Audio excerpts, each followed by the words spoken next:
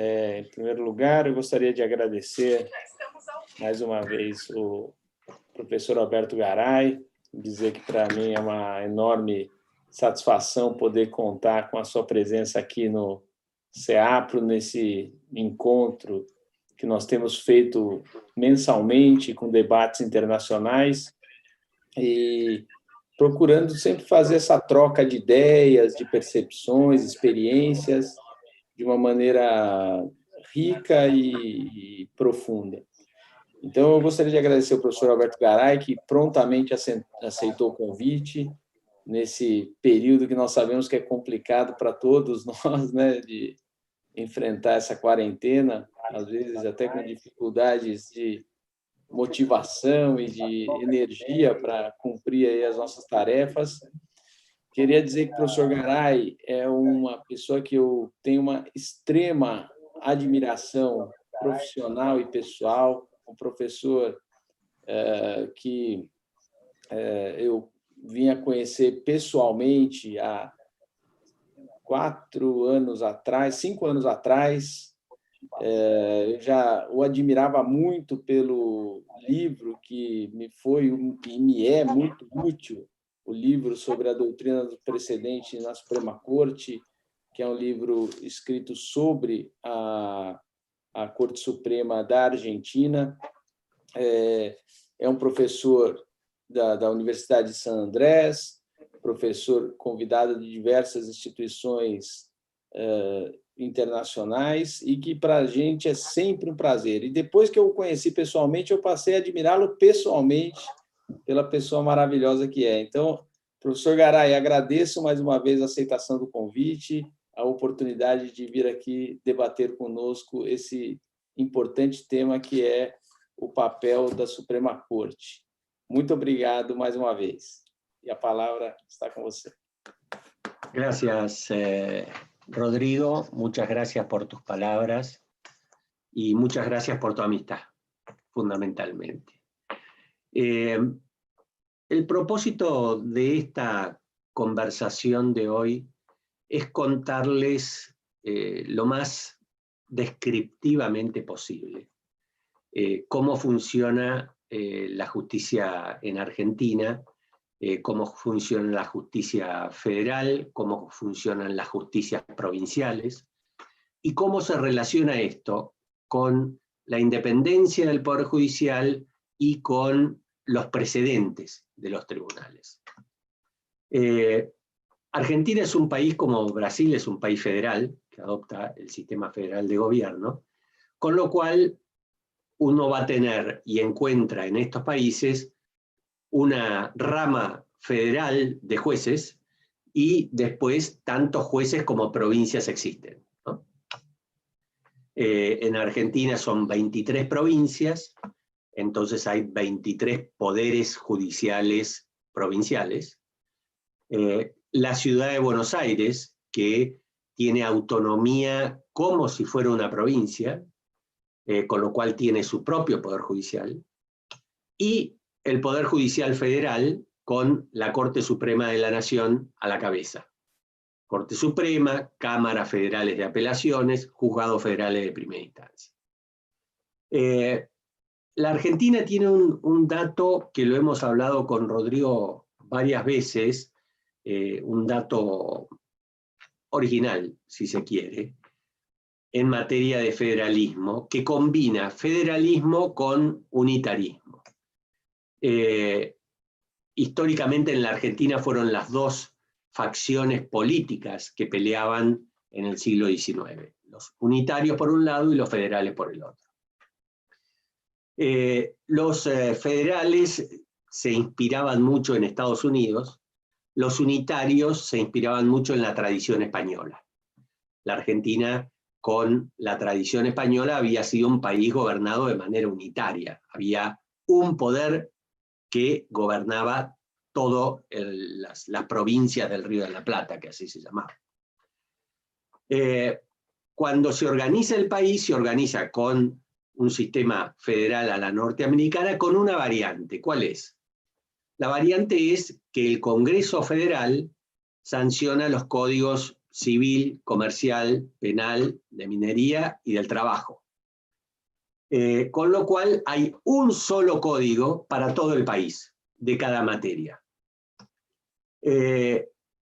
Esto, a primera vista, lo llevaría a decir, bueno, es igual que en Brasil, nosotros también tenemos un solo código por materia. Pero creo que la diferencia está o existe en lo siguiente. En Argentina la Constitución establece que si bien hay un solo código de cada materia, lo que las supremas cortes de cada provincia resuelvan en materia de interpretación de esos códigos, no podrá ser llevado a la Corte Suprema Federal como cuestión de interpretación de esos códigos. Es decir, por un lado hay un solo código, pero después se admiten 23 interpretaciones que no pueden ser discutidas en principio en la Corte Suprema Federal. ¿Por qué se hace esto? Porque fue un reclamo de las provincias que consideraban que si este poder de interpretación final de los códigos se llevaba a la Corte Suprema Nacional, entonces las provincias no iban a tener palabra definitiva en nada o en temas municipales. El resto iba a imponerse siempre en la jurisdicción federal. Además, si se tomaban los códigos federales, los códigos sancionados por el Congreso, como si fueran leyes federales, esos temas tampoco iban a poder ser litigados en tribunales provinciales, sino que iban a tener que ser llevados a tribunales federales, aún en las provincias, porque era una ley federal. Muchas de estas interpretaciones eran, a mi modo de ver, incluso equivocadas para su época, pero ellos lo pensaron así. Entonces dijeron, los temas de interpretación de los códigos se litigan en cada una de las provincias y esas interpretaciones mueren en cada una de las provincias.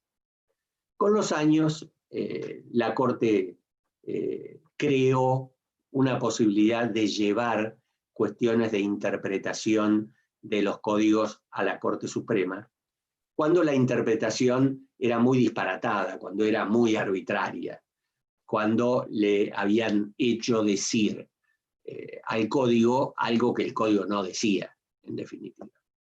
Entonces, estos casos de arbitrariedad fueron creados jurisprudencialmente por la Corte, y es una doctrina que hoy se la conoce como la doctrina de las sentencias arbitrarias, que al día de hoy está vigente.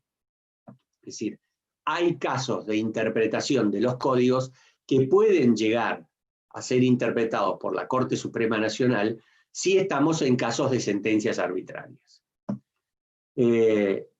Los casos de este tipo se han clasificado en 13 tipos de casos, y con el tiempo lo que empezó siendo un área muy restrictiva se fue ensanchando, agrandando cada vez más, tanto que hoy día es, les diría, la fuente de mayor cantidad de casos en la Corte Suprema. La mayor cantidad de casos que llegan a la Corte Suprema son casos de arbitrariedad, que deben ser, más o menos para que ustedes tengan una idea, depende del año, pero deben ser unas 10.000 causas por año. El resto del trabajo de la Corte, que ingresa a la Corte, que deben ser otras 5.000, son causas que están establecidas en la ley como de competencia federal y, última instancia, competencia de la Corte. Porque hay cuestiones que son competencia federal, pero que no llegan a la Corte, porque la ley no le dio tanta competencia. Pero bueno, esto por un lado como para más o menos contarles cuál es un aspecto distinto que tiene, mixto, que tiene el federalismo argentino, donde se permite, en definitiva, que los tribunales superiores provinciales tengan la última palabra en cuestiones de interpretación de los códigos. Por otro lado, les decía recién que todos los poderes judiciales provinciales tienen a la cabeza a la Corte Suprema de la provincia, a donde se llega generalmente por dos vías. Una es el recurso de inaplicabilidad de la ley y otra es el de recurso de inconstitucionalidad local. El de inaplicabilidad de la ley concentra todos los casos de interpretación de los códigos. El de inconstitucionalidad local reúne o engloba a aquellos casos donde se pide, se declare la inconstitucionalidad de una ley a la luz del derecho provincial. De una ley provincial a la luz del derecho provincial. ¿Cómo funciona esto? ¿Cómo funcionan los tribunales? Los tribunales no funcionan muy bien, las Cortes Supremas Provinciales tampoco funcionan muy bien. Hay mucho por mejorar. Y un aspecto en el que creo es una falla, un defecto de todos los poderes judiciales latinoamericanos, es el punto de la independencia de los jueces provinciales respecto de los gobernadores de provincia. El tema de la independencia del Poder Judicial, que para mí es un tema central cuando hablemos sobre todo de los precedentes. El tema de la independencia del Poder Judicial es un tema muy delicado, donde cuando se trata de asuntos fuertemente políticos, les diría que en general los tribunales provinciales fallan a favor de los intereses del gobierno de turno, del que esté en el gobierno. No es que fueron designados por gente de un partido, entonces cuando están los del otro gobierno, los del otro partido en el gobierno, entonces atacan a ese. No, generalmente son oficialistas, esté quien esté en el gobierno. ¿Por qué es esto así? Hay una pregunta más grande, que es por qué es así en Latinoamérica, pero concentrémonos a por qué es así en Argentina. En Argentina lo que ha hecho mucho daño a la independencia del Poder Judicial han sido los golpes de Estado y las vueltas a los gobiernos democráticos. ¿Por qué? En Argentina ustedes tienen más o menos 6 golpes de Estado. 6 golpes de Estado significaban, brevemente, que se echaba al presidente, se cerraba el Congreso, se cerraban todas las gobernaciones de las provincias, se cerraban todas las legislaturas de las provincias, y el gobierno revolucionario designaba las autoridades que ellos querían. Generalmente se ponía en comisión a todos los jueces del país. Poner en comisión significa quitarles la estabilidad en el cargo, ¿no? Con lo cual echaban a todos los jueces que no les gustaban y ponían a otros jueces en su lugar. Cuando venía un gobierno democrático, el problema que se planteaba era con los jueces que había designado la revolución. Se echaban a los jueces que había designado la revolución, seguro a los de todas las cortes, la nacional y todas las provinciales, y se echaban a muchos que habían sido designados en las instancias inferiores, en las cámaras o en los juzgados. Venía un nuevo golpe de Estado, volvía a pasar lo mismo. Entonces, imagínense ustedes este corsi-ricorsi permanente que ocurría más o menos desde 1943, ocurrió más o menos cada 10 años. En el 43 hubo una revolución, en el 55 otra, en el 66 otra, en el 76 otra.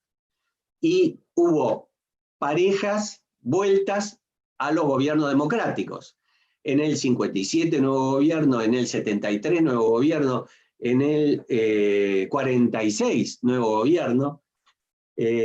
Entonces, cada ida y vuelta significaba renovar todas las cortes y muchos jueces de los tribunales inferiores. Yo les diría que la experiencia argentina demuestra que si este es el pasado político que ustedes tienen, es muy difícil que ese pasado político dé como resultado tribunales independientes. Muy difícil. En Argentina, yo diría que no lo hemos logrado en temas verdaderamente políticos, ¿no? Cuando hay un contenido político fuerte, muchos tribunales argentinos no han sido independientes. En las provincias yo le diría casi todos. En las provincias definitivamente el vínculo entre las Cortes Supremas provinciales y el gobernador de la provincia es prácticamente total. Generalmente en la Corte se designa a amigos del gobernador o a parientes del gobernador, siempre hay algún pariente del gobernador en una corte provincial. Pasa esto también en los tribunales inferiores. Y obviamente esta gente no está para ser independiente.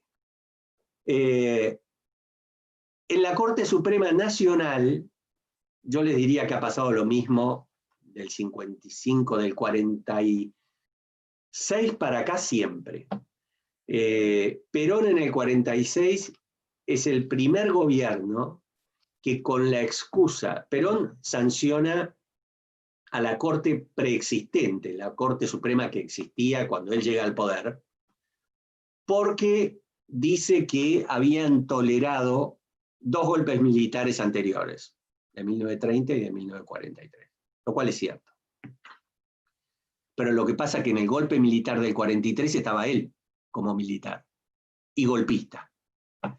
Y en el 44, Perón era el vicepresidente del gobierno de facto, al mismo tiempo era secretario de Trabajo y Previsión, y al mismo tiempo era ministro de Guerra.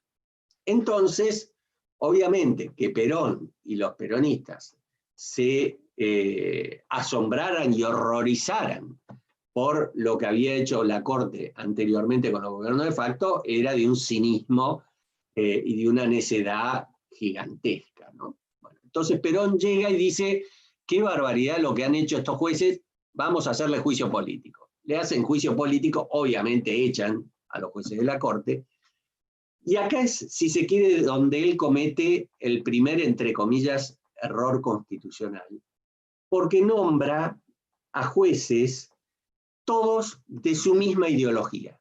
Es decir, no trató de establecer cierta heterogeneidad ideológica en la composición de la Corte.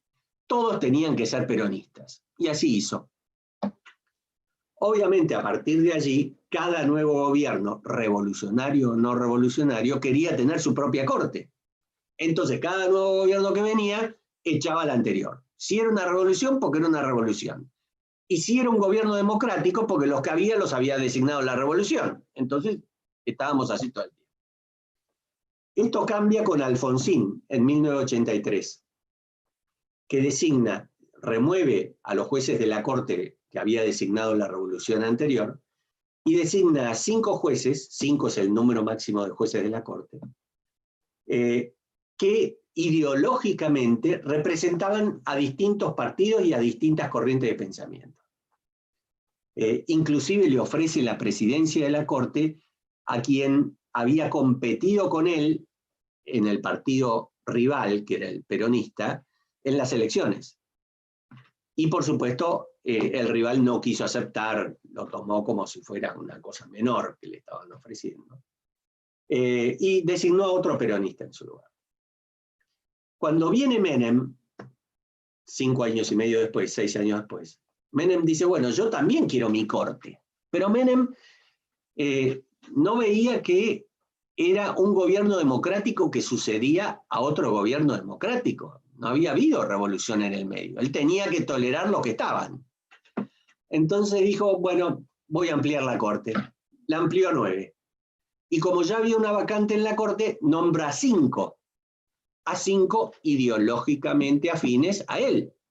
Con lo cual volvimos a al típico comportamiento peronista que normalmente quiere gobernar con su propia corte. Hay más antecedentes de esto en estos años. Hubo un nuevo juicio político a los que nombró Menem, con lo cual saltaron por el aire los que nombró Menem y fueron reemplazados por otros. Bueno, hoy la Corte hoy tiene una decisión entre manos tremendamente importante que se refiere al traslado de unos jueces del lugar, que es una prueba muy importante para ver si esta Corte, que tiene mayoría peronista, son 4 peronistas designados por un gobierno peronista y un no peronista designado por un gobierno peronista. Es decir, Macri designó a 2 jueces de los 5 actuales. Uno de ellos es peronista y el otro no era peronista.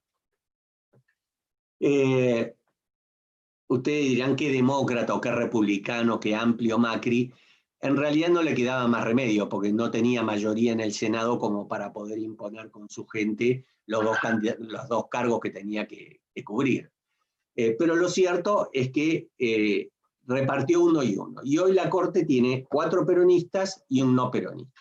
Con lo cual, este caso es un caso interesante como test para ver cómo funcionan en materia de independencia. Y es un caso interesante en materia de precedentes. ¿Por qué? Porque ya hay una decisión anterior de esta Corte que convalidaba los traslados de jueces. Con lo cual, si ahora no los convalidan, estarían echando abajo el precedente. Estarían desobedeciendo su propio precedente. Y este es un punto muy atractivo en materia de obligatoriedad de precedentes, porque en realidad el tema de la obligatoriedad de los precedentes es un tema que protege a los tribunales y a las cortes de las influencias extranjeras o externas, no extranjeras. ¿Por qué lo protege? Porque ante la intención de presionar al tribunal para que falle en un sentido determinado, el tribunal siempre puede decir, no, mirá, yo ya resolví un caso análogo a este hace 5 años, no puedo apartarme, las condiciones son las mismas, el caso es análogo, ya está resuelto. Es decir, sería una forma de autoprotección, si se quiere, contra las influencias externas que ofrece el precedente. ¿Y qué importancia tiene el precedente en las Cortes Supremas? Bueno, un tema es en materia de independencia del Poder Judicial. La obligatoriedad del precedente protege a los tribunales de las influencias externas, porque ya está establecido de un modo determinado y no puedo cambiarlo porque cambió el gobierno, porque cambiaron los integrantes del tribunal. Tiene que haber otras razones para que yo lo cambie. Por ejemplo, que las circunstancias son totalmente diferentes. Por ejemplo, que si bien hay precedentes, hay contradicciones entre los precedentes, entonces esto manda un mensaje confuso, ambiguo, a los tribunales inferiores que tienen que aplicar esos precedentes. Es decir, son varias las razones objetivas que se pueden emplear para dar una vía de escape a los precedentes y a la obligatoriedad de los precedentes. Quienes como nosotros, algunos de nosotros, estamos de acuerdo con la obligatoriedad de los precedentes, no pretendemos una obligatoriedad de los precedentes inflexible, rígida, que no puede modificarse. No, hay situaciones que se tolera la modificación del precedente. Pero deben ser situaciones objetivas, comprobables, que empleadas de buena fe, una mayoría de gente razonable, aunque ideológicamente piense distinto, en este caso puede decir, están dadas las condiciones como para que se puedan apartar. No es obligatorio que se aparten, porque quizás encuentran buenas razones para mantenerse en el precedente. Pero puede haber razones objetivas que los lleve a apartarse. ¿Esto qué exige? Esto de los precedentes y de la obligatoriedad de los precedentes. Exige jueces honestos, exige jueces independientes, exige jueces moralmente preparados para poder resistir presiones, porque en todas partes del mundo van a existir presiones, en todas partes existen presiones. Una vez yo hablaba con una secretaria letrada de un camarista federal norteamericano, era un camarista de un juez de cámara, perdón, era un juez de cámara de California. Y ella era una letrada asistente de ese juez. Entonces yo le preguntaba por las influencias, me decía, no, influencia, digo, no me acuerdo el nombre, María, pongámosle que se llamaba María. María, tiene que haber alguna forma desde el exterior, afuera de tribunales, que sea los poderes políticos, sea los poderes económicos, quieran influenciar en una decisión del juez. Tiene que haber alguna forma. Es decir, no me interesa si el juez, si el juez finalmente cede a la presión o no. No me interesa. Bueno, sí, puede haber alguna forma.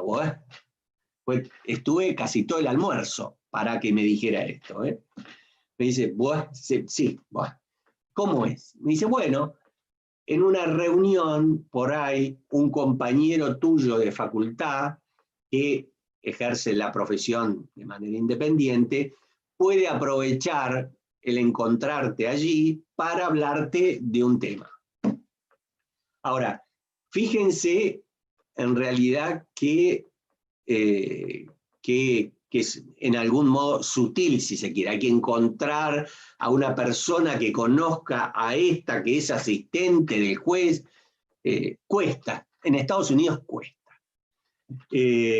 Los jueces, yo creo que los jueces federales, perdón, porque los jueces estaduales, que son electivos, parece que son bastante desastrosos. Pero los jueces federales son gente mucho más respetable, mucho más respetable. Una vez hace 10 años, me acuerdo que me habían invitado a un país latinoamericano para asesorar a la Corte Suprema, porque tenían un caso que era, según ellos decían, su Marbury versus Madison, que es un caso importantísimo en la jurisprudencia norteamericana. Fui a este país y ahí estaba un camarista federal norteamericano, un juez de cámara norteamericano, también asesorando. Sobre el final de la reunión y de las reuniones, le digo, bueno, ¿qué le parece, juez, si hacemos un borrador de lo que sería para nosotros lo que ellos tienen que hacer? Y el juez me miró con cara de espanto y me dijo, no, ¿cómo vamos a hacer una cosa así? Yo le digo, mire, yo conozco dónde estamos. Yo lo voy a presentar como sugerencias argumentativas que se pueden utilizar si se quiere resolver esto de esta manera. Pero es lo que nos están pidiendo. ¿Le parece? Déjeme presentarlo así. Al día siguiente fuimos a una reunión con los jueces de la corte de este país y se los presenté así. Por supuesto, profesor, estábamos por pedírselo. Pero sí, y después yo vi la decisión y era bastante parecida a la sentencia. Bueno, ¿esto para qué? Para graficar con algo que yo viví, lo que era el espanto del juez norteamericano cuando yo le decía que tendríamos que hacer algo que está mal visto y que no debiera hacer. Es decir, sin duda yo no le puedo estar dando argumentos a un juez de cómo tiene que resolver una causa. Pero bueno, esto es a cuento de que la calidad de los jueces que uno tiene es muy importante para la estabilidad y la seriedad de los precedentes que ese tribunal dicta. Hace creo que 2 años, Rodrigo, fue nuestra última reunión en San Pablo, presencial, y allí, cuando le tocó hablar a Neil Andrews, que si ustedes no estuvieron allí, Neil Andrews es profesor en Cambridge, en Inglaterra, es un especializado en derecho procesal y en contratos, y cuando le tocó hablar, comentó lo que había dicho el presidente de la Suprema Corte de Inglaterra, del Reino Unido, en su discurso de cierre del año judicial. Y lo que destacó de ese discurso fue que el presidente de la Suprema Corte de Gran Bretaña llamó la atención con preocupación del nivel de algunos jueces que se estaban designando en el Poder Judicial. Y dijo, porque sin los mejores dentro del Poder Judicial se atenta contra la doctrina del precedente. Y en realidad es así, es decir, una de las razones por las cuales nosotros aceptamos la obligatoriedad de los precedentes, por ejemplo, es el nivel académico y moral de los jueces que firman esa sentencia. Académico y moral, y si se quiere moral y académico, porque si nosotros no respetamos moralmente a los integrantes de las Supremas Cortes, difícilmente vayamos a estar dispuestos a comprometernos en la obligatoriedad de las sentencias que dictan cuando sospechamos que esas sentencias no son sentencias dictadas con independencia de los poderes políticos o de los poderes económicos. En Argentina, como les decía hace poco, en Argentina estamos mejorando. Yo no diría que tenemos una tradición de independencia de la Corte Suprema, porque son Cortes Supremas muy efímeras. Son Cortes Supremas que venía un golpe de Estado, echaba a uno, venía el gobierno democrático, ponía a otro. De los gobiernos democráticos, bueno, empezábamos bien con Alfonsín en 1983, pero vino Menem en 1990 y amplió la Corte porque quería tener su Corte. Vino Kirchner y le hizo juicio político a los que había designado Menem. En el fondo logró integrar su propia Corte también, porque a los que designó eran todos peronistas. Y esta última Corte, ahora con un no peronista en su composición, ha tenido muestras de independencia importantes en el gobierno de Cristina Kirchner, es decir, peronistas vis a vis peronistas, ¿no? Ha tenido sentencias en contra del gobierno de Cristina Kirchner, declaró inconstitucional leyes muy importantes para Kirchner, lo cual era una señal de independencia importante, de acuerdo a la historia que nosotros traíamos. Pero claro, como no traemos una tradición de una centena de años de cortes independientes, en realidad cada vez que llega a la Corte un tema políticamente que llama la atención, cada vez la Corte tiene que rendir cuentas de independencia. Estamos ahora, si se quiere, en un proceso semejante. ¿Alguna vez Argentina estuvo mejor? Sí. De 1863 a 1930, fueron 70 años, donde la Corte Suprema gozó de gran prestigio y donde los jueces en general, federales, no tanto los provinciales, pero sí los federales, gozaron de mucho prestigio. 1930 fue el primer golpe de Estado. Con lo cual hay una relación entre la independencia del Poder Judicial, las rupturas constitucionales, las vueltas de los gobiernos democráticos, que deterioraron la composición de la Corte, deterioraron la estabilidad, la idea de estabilidad de los jueces. Un cambio de gobierno no implicaba que iban a seguir en su función, porque los podían echar en cualquier momento. Entonces, creo yo que es importante cuando hablamos de la doctrina del precedente, de la importancia de los tribunales supremos, o de las Cortes Supremas, en el establecimiento de los precedentes, vincularlos también con la calidad la calidad intelectual y moral de los jueces que integran la Corte Suprema y el Poder Judicial. ¿Por qué? Porque la Corte Suprema tiene como misión última interpretar todo el ordenamiento jurídico, le diría. Fundamentalmente el constitucional y fundamentalmente la interpretación de la Constitución. Pero al final, llegue lo que llegue a la Corte, va a ser quien tenga la última palabra. La importancia de los precedentes que la Corte establezca es clave para la vida en sociedad, para los negocios, para mi vida personal. Y la importancia de la estabilidad de esas decisiones es clave para que yo pueda organizar mi vida, para que los negocios puedan organizar su vida, para que en definitiva podamos pensar no en lo inmediato, sino mediatamente y remotamente a 10 años, a 15 años, a 20 años. Así, cuando Argentina funcionó con cortes respetables, fue la época de mayor crecimiento de la Argentina, hasta los años 30, 40.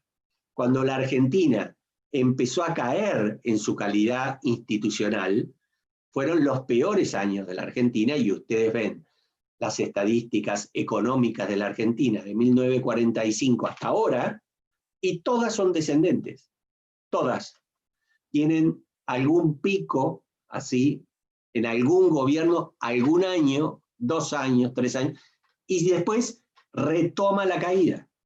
Pero todo esto tiene que ver con la caída de la calidad institucional, independientemente de los errores económicos gigantescos que la Argentina comete en los últimos 70 años.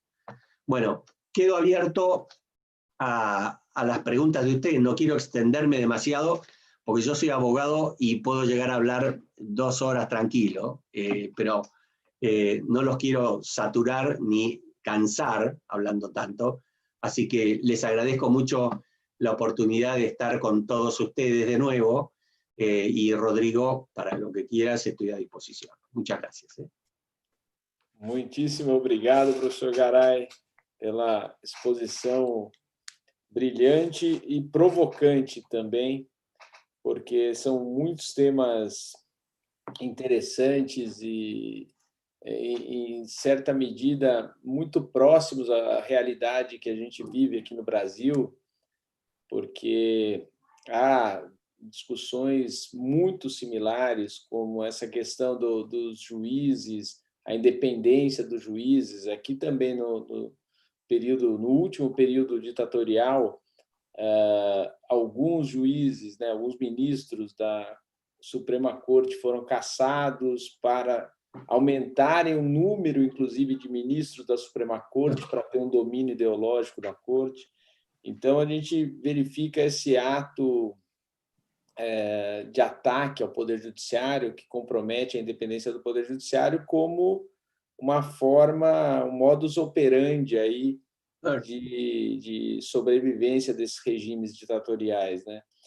E aqui, até partindo dessa questão da ligação dos juízes e das nomeações, agora a gente vivenciou, né, está acompanhando, né, esse desfecho da situação da Suprema Corte Americana, em que, no último ano do mandato do Obama, a indicação para a Suprema Corte que ele tinha realizado para substituir o Justice Scalia ela foi barrada, porque era ano de eleição.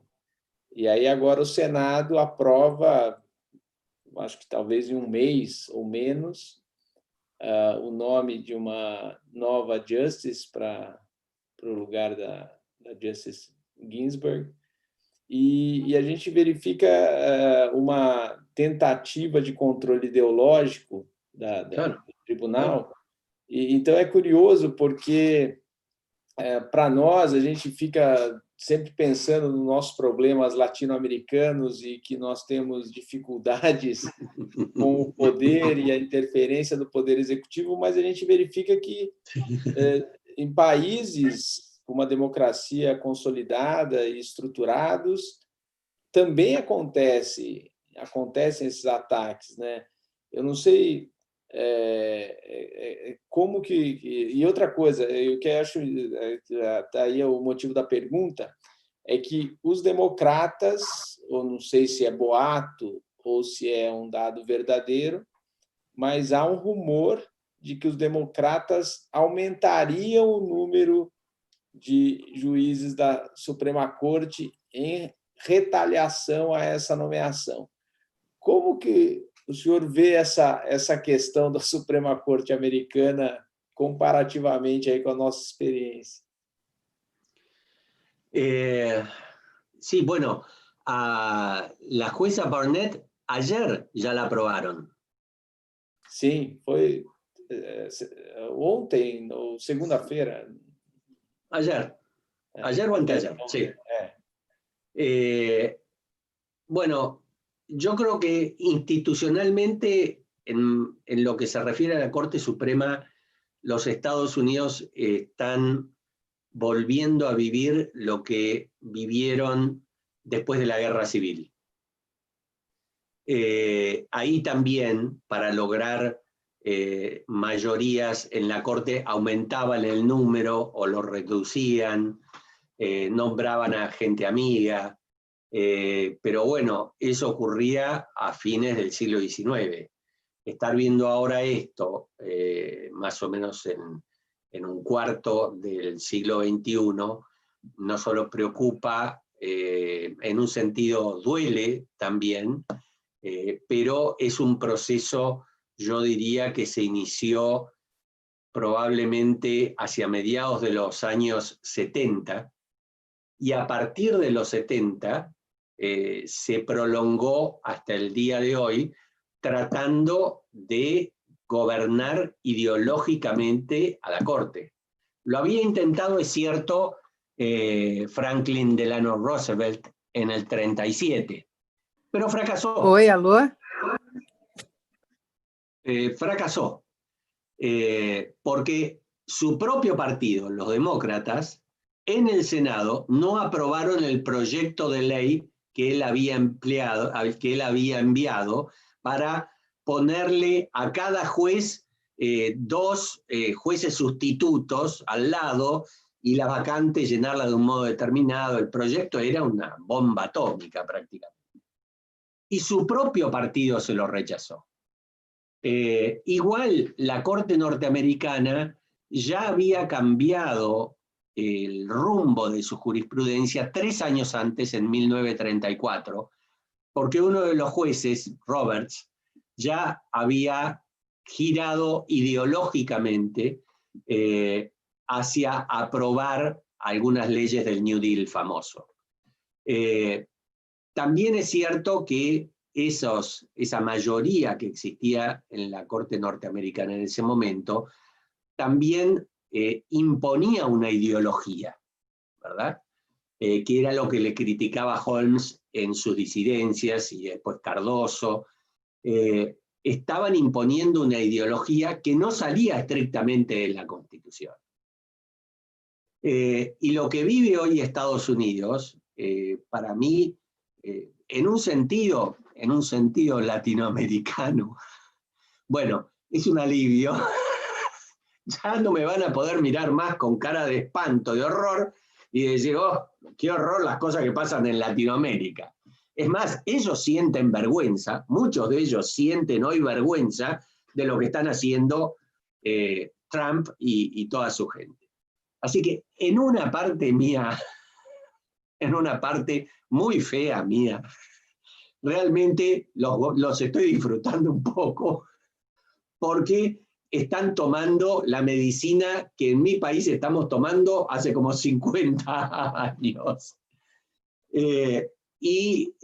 Por otro lado, es muy preocupante que esto pase en Estados Unidos porque por el lugar prevalente que tiene internacionalmente. Es decir, no es que pasa en un país que internacionalmente no cuenta como puede ser la Argentina. Está pasando en la locomotora del mundo, si se quiere. En un momento muy difícil, con estos temas de pandemia, de caídas de producción, de reformulación de negocios. Entonces, que Estados Unidos entre en un momento de inseguridad tan grande es preocupante. Vos decías, Rodrigo, que se está hablando de ampliar la corte. Bueno, esto se lo recomendó a Biden, si gana, Charles Fry. Charles Fry fue el Solicitor General de Reagan. Es decir, es un republicano, recontra republicano. Y el otro día sacó un artículo diciendo que él se avergonzaba de lo que habían hecho con la corte, el gobierno de Trump, y que Biden tenía una bala de plata que era ampliar la corte, que esperaba que no lo hiciera, pero llegado el caso consideraba que si no había más remedio tenía que hacerlo. Hoy día, yo no sé si ustedes han tenido experiencia hoy en Estados Unidos de intercambiar ideas con norteamericanos. Yo hace un año estuve en una universidad de California, que fui a dar una charla, era un poco una defensa de un artículo que yo había preparado y que se publicaba en la revista de la universidad. Entonces, previo a esa publicación, se hacía este workshop, donde yo tenía que presentar los principales argumentos del artículo. La división que existía entre los profesores demócratas y los republicanos en esa reunión, yo no les puedo decir lo que era. Era impresionante, tanto que me hizo acordar a las divisiones políticas de Argentina entre peronistas y no peronistas, que son divisiones tremendas. Bueno, eso está ocurriendo en Estados Unidos y no es bueno que esté ocurriendo en Estados Unidos, más allá de estas partes horribles mías que en un pedacito mío puedo decir, bueno, al fin les pasa a ustedes también. Creo que internacionalmente es muy peligroso que esté pasando en Estados Unidos esto, y espero que en la Corte esa mayoría republicana no se imponga cruda, abiertamente, sobre la agenda tradicionalmente demócrata, porque se va, creo yo, a acelerar un proceso de división de la sociedad muy grande. Y esto yo lo he visto en mi país. Los Estados Unidos, la sociedad es una sociedad bastante violenta en realidad. Y me parece que la bandera que esta mujer trae a la Corte es la bandera antiaborto. La prueba va a ser si dejan sin efecto la doctrina de Roe versus Wade o no lo dejan sin efecto. Porque esta fue la prueba del gobierno de Bush cuando habían designado al juez David Souter.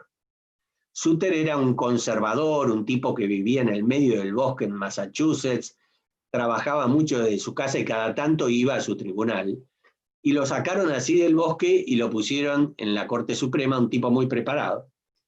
Y dijeron, ahora tenemos el voto que necesitamos para derribar, para apartarnos de la doctrina de Roe versus Wade. Y Souter votó en favor de mantener el precedente, a pesar de ser un conservador. Sandra Day O'Connor, Kennedy, y no me acuerdo quién fue el otro, en ese caso, que fue el caso Planned Parenthood versus Casey, de 1992, en ese caso hacen un voto individual y dicen, este principio de Roe versus Wade hiere nuestros más hondos sentimientos religiosos, porque los tres eran católicos. Pero nosotros estamos aquí no para imponer nuestras creencias, sino para defender la libertad de todos. Es decir, había en ese momento conservadores y republicanos, designados por republicanos, que estaban dispuestos a defender el precedente porque veían que había mucho más que el aborto en apartarse de ese precedente. Yo no sé si esta gente, no lo creo, va a reaccionar igual. No lo creo, no lo veo a Alito o a esta mujer votando una sentencia en favor del aborto. Es tremendamente religiosa, tiene como 8 hijos, no sé si no es del Opus Dei también, inclusive. Con lo cual no lo veo. É muito difícil, a situação realmente é preocupante, porque, bem ou mal, embora às vezes dê essa satisfação, né, de ver os outros com problemas similares aos nossos, mas é preocupante porque realmente é uma referência, né, mundial, bem ou mal é uma referência mundial, e isso começa a desgastar institucionalmente o tribunal, começa a tirar credibilidade, enfim, vários problemas que podem surgir, né, decorrentes dessa conduta, aí, tanto na nomeação quanto no aumento de número de justice lá na corte. Então, é um problema muito sério institucionalmente falando. Eu tenho várias perguntas aqui, mas eu vou abrir para o pessoal. Como eu falei, professor Garay, esses debates são abertos, a ideia é discutir, são informais até. Então, fiquem à vontade aí para fazer perguntas, quem quiser, não precisa nem pedir licença, é fazer a pergunta, tá bom? Professor, estão me ouvindo? Todos me ouvindo? Em primeiro lugar, é um prazer, uma satisfação, uma honra conhecer o senhor. Né? Muito obrigado pela oportunidade, obrigado, Rodrigo, demais colegas aqui do CEAPRA. Eu vou ser breve, até porque eu não vou fazer pergunta, eu quero fazer uma provocação. Porque, tirando as épocas ditatoriais, excepcionais, com as quais eu não tenho como não concordar com o senhor, não que eu discorde, mas é só para provocação mesmo. Eu penso que todos esses problemas, né, tanto aqui como no Norte, eles podem ser vistos não como um problema, mas como uma coisa funcionando, porque é um sistema de escolha que está previsto. Aqui também a gente questionou quando o Lula indicou vários ministros do Supremo, mas depois ele mesmo foi condenado pelos ministros que ele indicou. Então, pode ser um falso problema. Essa história de a escolha interferir nas decisões. Eu fico muito mais preocupado com a qualidade, seja lá de esquerda, direita, conservador, do que se de fato a tendência é ser conservador ou não. Eu não tenho predileções, tenho predileções políticas, mas não posso me dizer que de esquerda ou de direita.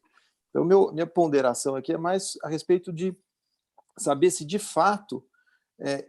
primeiro, eu penso que não há como fugir de tentativas externas de influenciar no julgamento, né? O próprio processo em si já é necessariamente a influência das partes, alguém que vai decidir. Eu acho difícil, é um mundo ideal não ter essas interferências externas. E com relação à escolha em si dos membros da Suprema Corte, paciência, né? O Trump não ia escolher uma pessoa diferente do que ele escolheu. Né? Não adianta a gente querer que ele escolha uma pessoa diferente, ele não vai escolher. A mesma coisa aqui, o presidente Bolsonaro não ia escolher um progressista, escolheu um conservador. E eu acho que faz parte do jogo. A minha provocação é essa, né? Até que ponto isso foge e vira preocupação, e até que ponto isso faz parte do próprio mecanismo de escolha, que gostemos ou não, está lá previsto, né? Aqui está assim. Se o Senado é um Senado que chancela todas as escolhas, faz algumas perguntas, mas chancela, também faz parte do jogo, né? Nós que elegemos os senadores.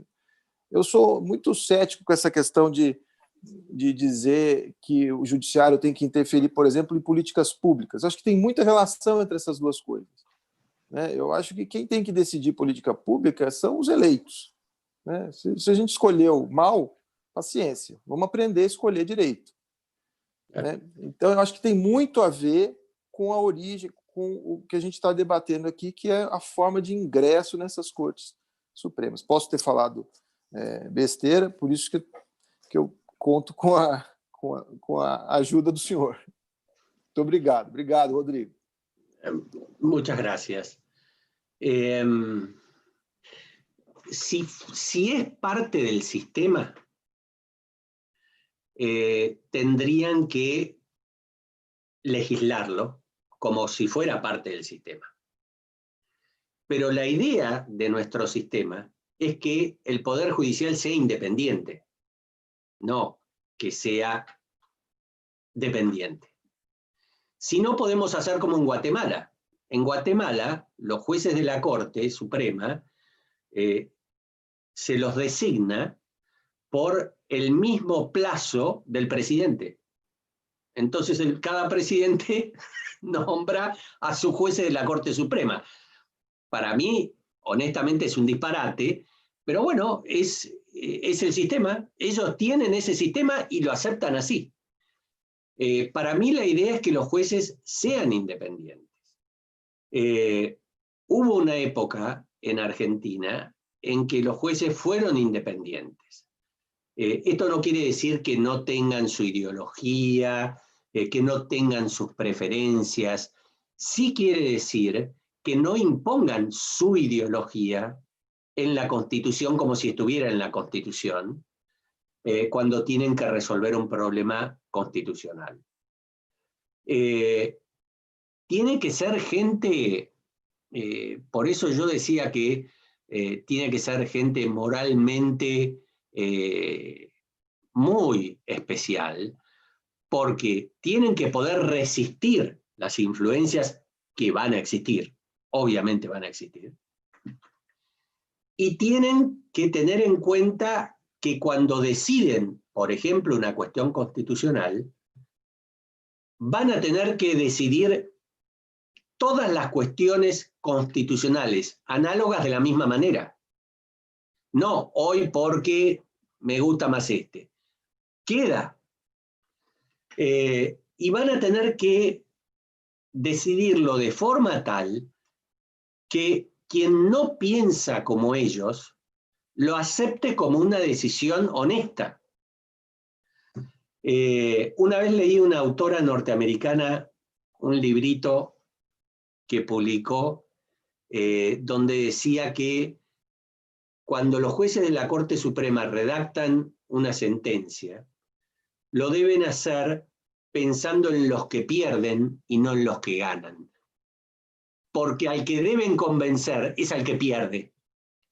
Porque el que pierde es el que decide seguir jugando con esta regla del juego o no juego más y quiero otro sistema. Entonces, yo estoy de acuerdo con que por nuestra educación, por nuestra tradición latinoamericana o iberoamericana, en realidad no venimos con ejemplos anteriores de tribunales independientes, donde además en política esa independencia sea importante para los políticos. Para los políticos la independencia solo es importante cuando están los jueces que designó el otro.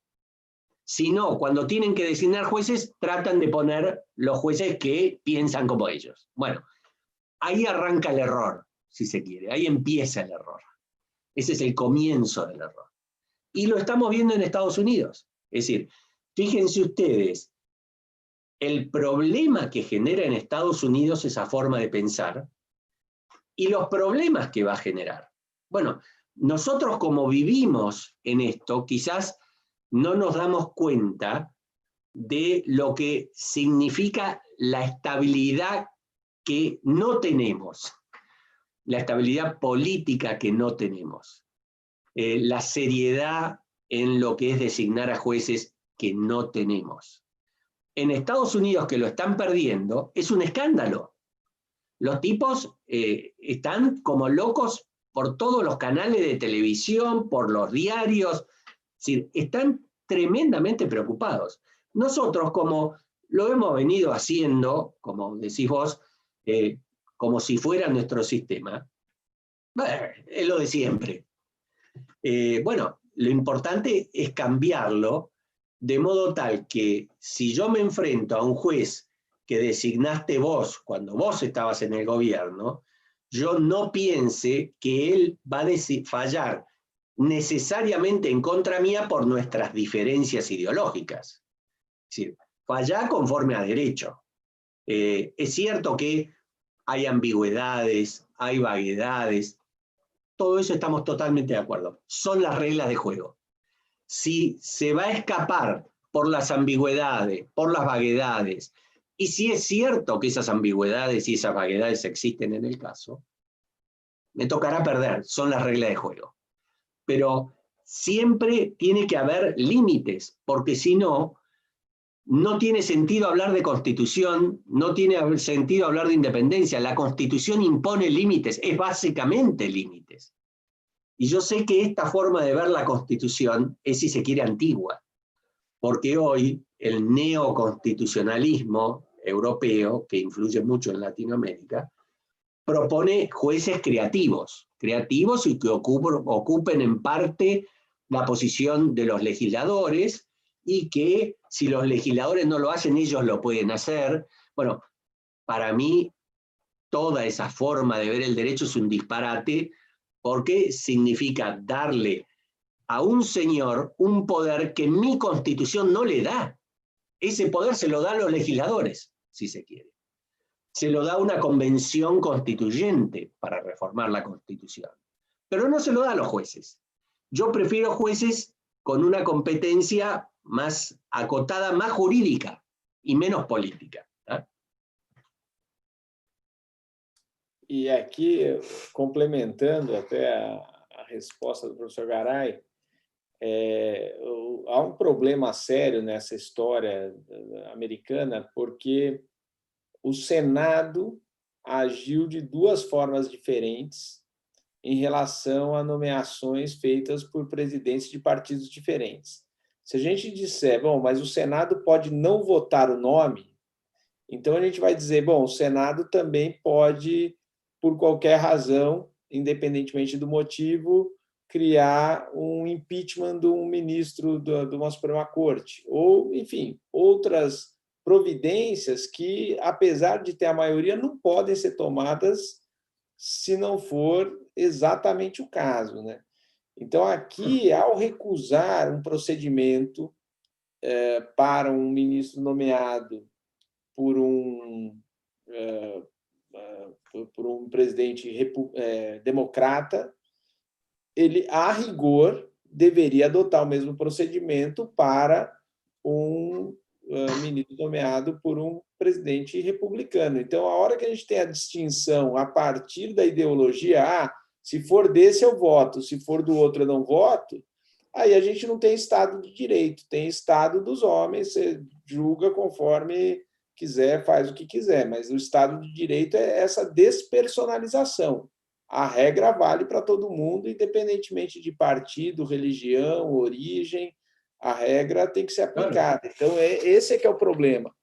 E outro problema que vai desencadear isso é que, como disse o professor Garay, num país que tem uma estabilidade jurídica, uma estabilidade política, né, embora com alternância de poder, ter alguém que possa alterar os precedentes anteriores, quer dizer, aquela situação consolidada, aquele entendimento que já está incorporado à cultura, e alterar isso porque entende que está errado, é muito próximo do que a gente vivencia no Brasil. Muitas vezes a gente tem situações já definidas, já estabilizadas, e a mudança da composição do tribunal faz com que mude aquela regra, o que é muito pernicioso, porque aí fica uma regra que vale conforme a composição, quando a gente tem que ter uma estabilidade nas situações. Então, a preocupação é... A Suprema Corte, por exemplo, considerou constitucional o Obamacare. E agora, talvez ele caia. Fala, não, agora é inconstitucional. Por quê? Porque mudou a composição. Então, há consequências, inclusive do ponto de vista jurídico, que são muito nefastas, né? Principalmente numa estrutura que é acostumada com a segurança, é acostumada com uma estabilidade, como bem falou o professor Garay, política, econômica, jurídica, enfim. Para a gente é mais comum isso, né? Mas para eles realmente é algo chocante. Mais considerações? O microfone está aberto. Olá, professor Garay. Encantado com sua presença e a disponibilidade. Só o começo em espanhol. Eu não... acho que sei mais inglês do que espanhol.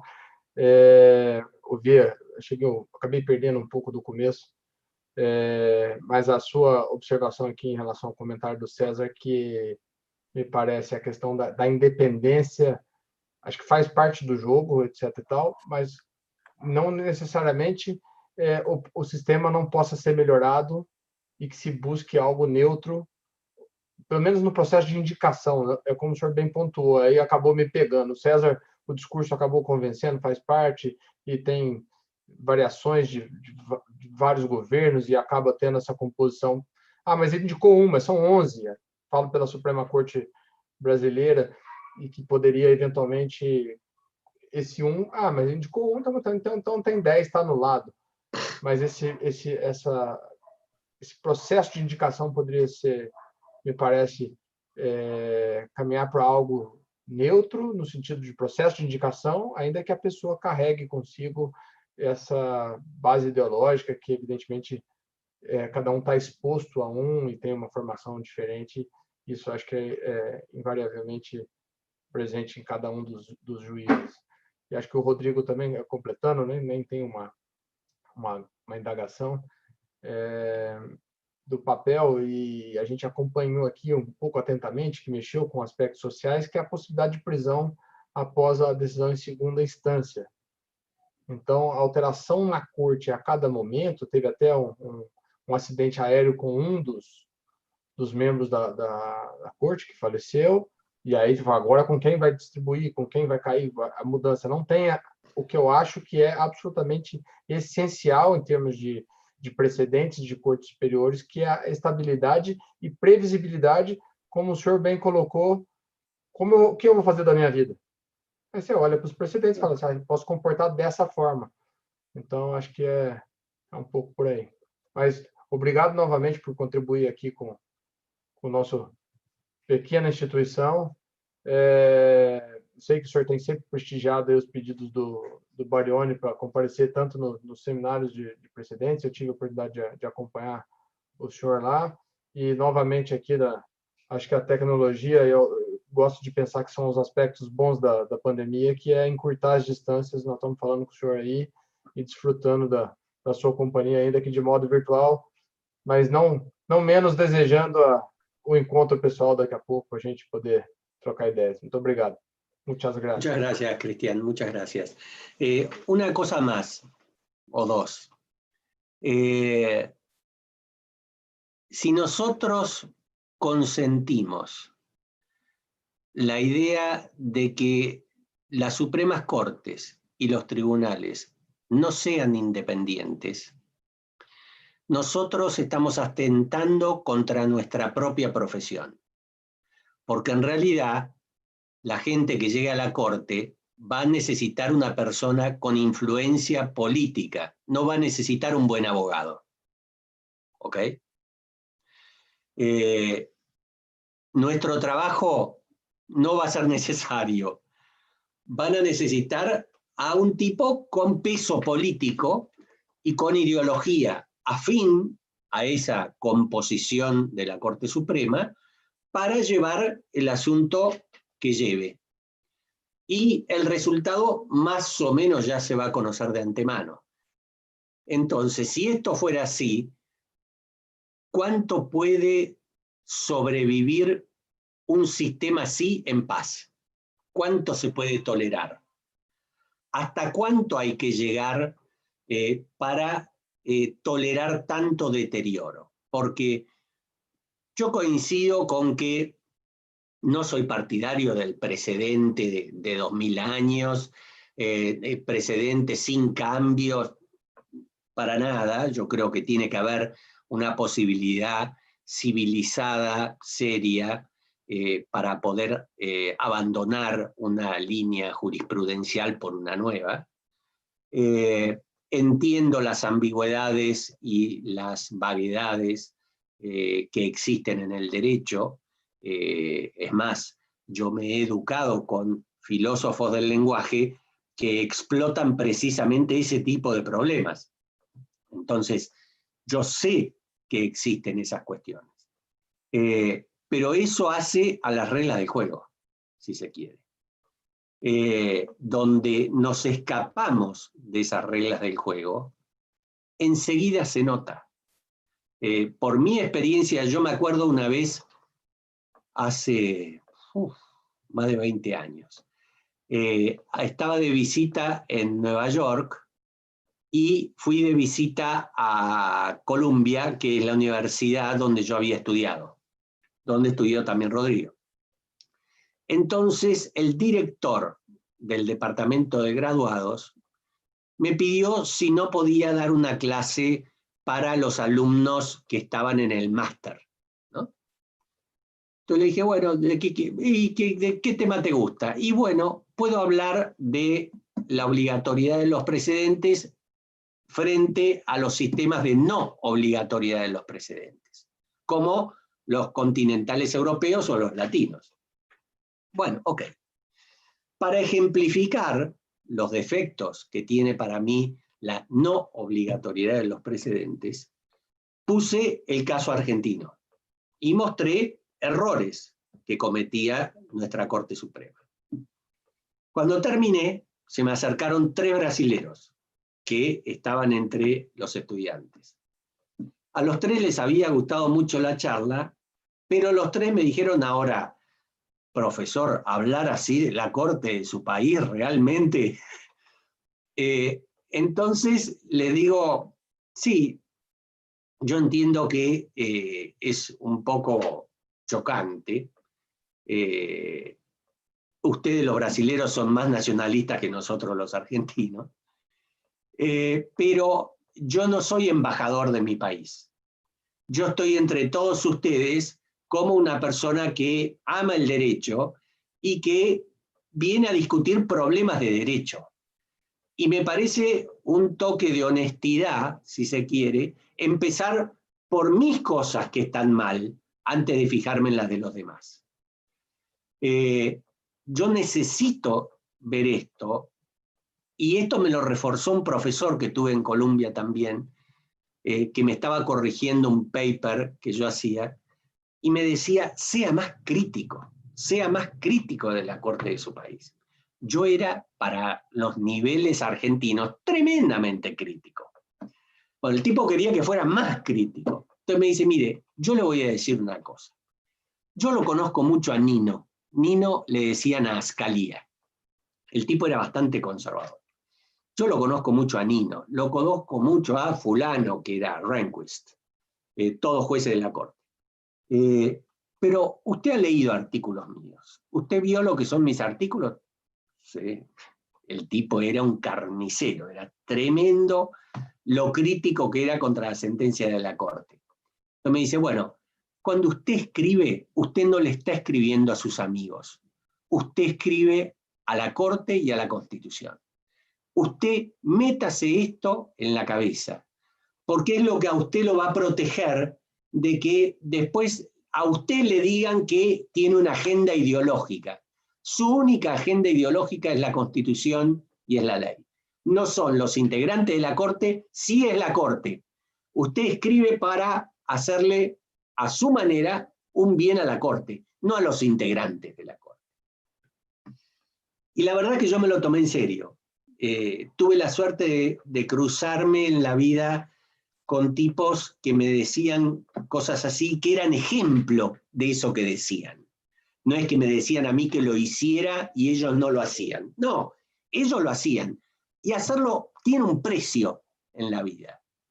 Y sí, quizás el precio se paga con postergaciones, con muchas cosas. Está bien, tiene la satisfacción de vivir conforme lo que uno piensa y conforme lo que uno dice que piensa.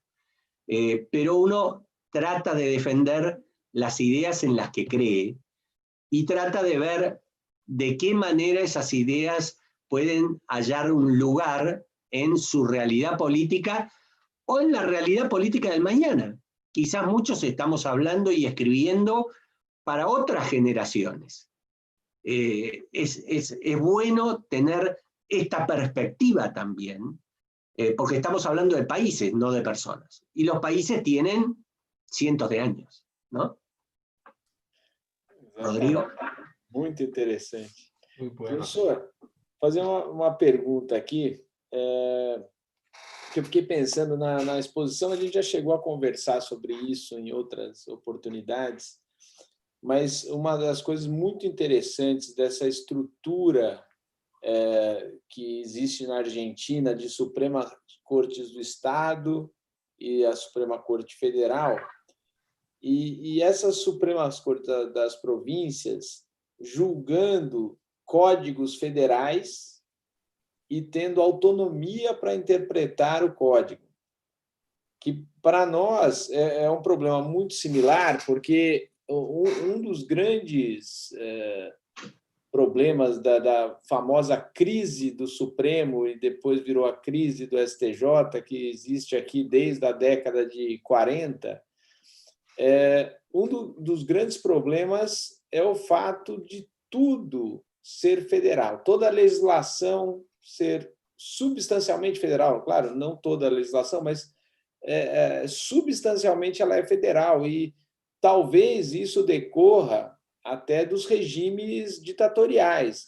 Você tem um ditador, ele quer controlar tudo, então é claro que o órgão federal tem que ser o órgão que edite todas as regras mais relevantes, não que outros entes da federação não possam fazer.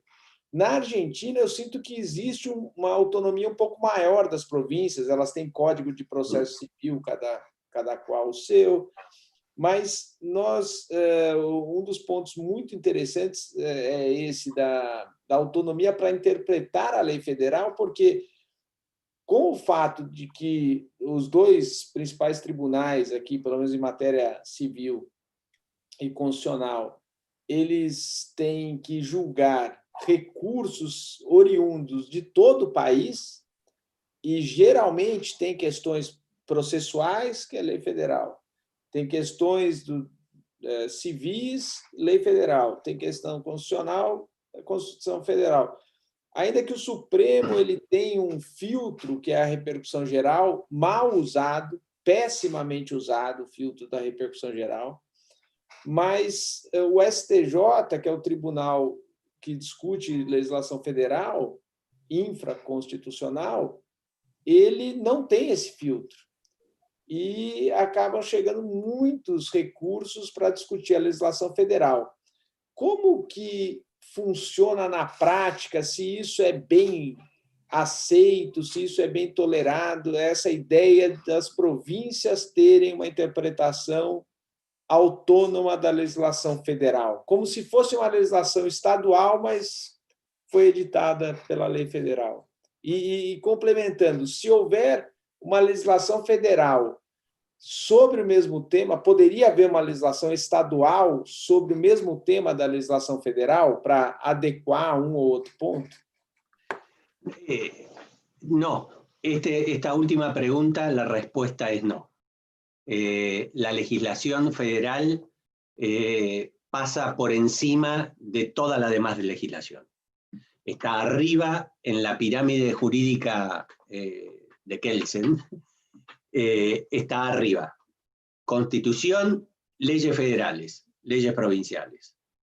Así que si la ley federal ocupa todo un terreno, es terreno de la ley federal. En Argentina sería raro, si te escuchara hablar un provinciano peor, que le dijera que el Código Civil es una ley federal. Para ellos no es una ley federal, lo es.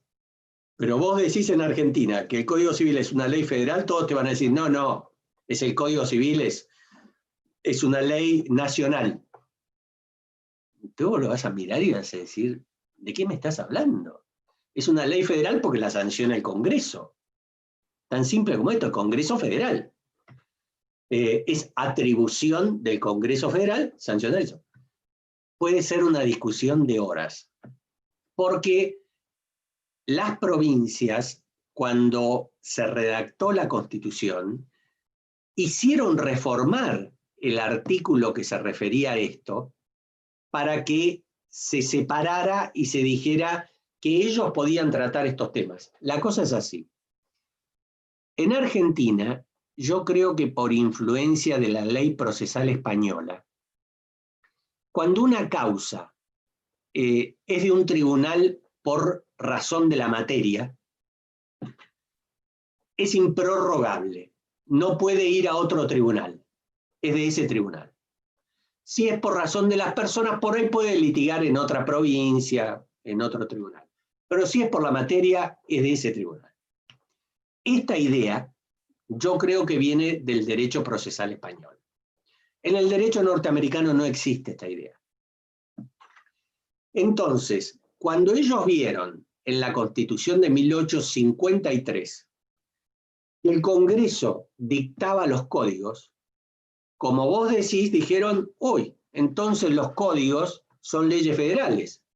Y si son leyes federales, van a tener que litigarse en tribunales federales. Y si se van a tener que litigar en tribunales federales, yo provincia, ¿con qué me quedo? No voy a juzgar de los contratos, no voy a juzgar de los problemas de familia, no voy a juzgar de las sucesiones, no voy a juzgar de la propiedad privada. ¿Con qué me quedo? Con problemas municipales, decían los tipos. Entonces, en 1860, cuando se sancionó la Constitución, se reformó y se le agregó una parte que permite que todos los casos de interpretación de los códigos sean llevados a las provincias, no a los juzgados federales. ¿Ok? ¿Eso se entiende hasta ahí? ¿Cómo hacer en Brasil? Espera, termino con Argentina. Como les dije antes, a la Corte, en principio, los temas de interpretación de los códigos no se pueden llevar, no hay forma. La Corte, sin embargo, creó jurisprudencialmente una forma que la llamó los casos de arbitrariedad. Cuando la interpretación que hace el tribunal provincial es un disparate, es arbitraria, entonces ahí sí puedo corregir la interpretación. Esto hoy representa la mayor cantidad de juicios que tiene la Corte, lo que creó jurisprudencialmente. ¿Qué te revela esto? Te revela un problema de poder, básicamente. La gente, cuando llega a la posición de juez, y más de juez de la Corte, quiere dar su opinión de todo. Porque es poder, tan simple como esto. Muchos jueces, cuando yo he dicho esto en público, me han querido matar, porque cuando vos ponés las cosas en blanco y negro, que es como son, no les gusta. Entonces ellos te dicen, no, de ninguna manera. Esto son cuestiones de poder.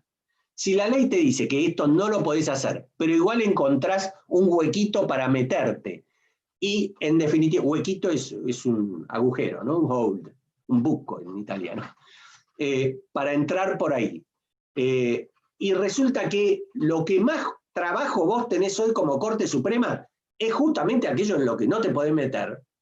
Estás hablando de un tema de poder. Quieren entrar también en los temas de derecho civil, de derecho comercial, de derecho penal, de derecho laboral. ¿Qué argumento usan? Que esa interpretación arbitraria significa una violación del derecho de propiedad, del derecho de defensa en juicio, por ejemplo. ¿Por qué? Porque si la ley dice A y un juez le hace decir Z, entonces no me está condenando en función de la ley vigente, me está condenando en función de lo que se le dio la gana. Esta vuelta la buscó en su momento el Tribunal de Casación francés en el siglo XIX para entrar en cuestiones que no eran competencia del Tribunal de Casación. ¿Ok? Meterse en cuestiones de hechos, por ejemplo, y no solamente de derecho. Y bueno, pero si a través de la interpretación de los hechos deforman el derecho, tengo que entrar.